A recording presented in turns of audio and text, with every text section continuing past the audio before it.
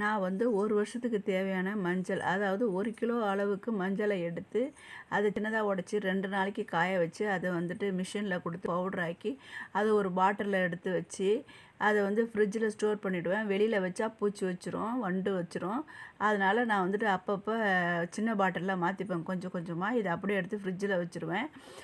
இந்த மஞ்சள் தூளை வந்துட்டு இப்போ உங்களுக்கு காட்டுறேன், அது எப்படி இருக்குன்னு பாருங்கள். அப்படியே நல்ல ஆரஞ்சு கலரில் இருக்கும். இதே நீங்கள் கடையில் வாங்கினீங்கனாக்கா மஞ்சளாக இருக்கும். அதிலே தெரியும் அதில் வந்துட்டு கலப்படம் இருக்குன்னு. எல்லாத்துலேயுமே இப்போல்லாம் கலப்படமாக இருக்கிறதுனால நம்மளால் முடிஞ்ச வரைக்கும் சின்ன சின்ன வேலைகள் எல்லாத்தையும் செஞ்சு வச்சிடலாம். மஞ்சளை நம்மளே ஒரு வருஷத்துக்கு தேவையானது இல்லைனாலும் கூட நம்ம ஒரு 6 மாதத்துக்கு உள்ளதை ஒரு 1/2 கிலோவாவது மஞ்சளை வாங்கி தனியாக அரைச்சி யூஸ் பண்ணுங்கள்.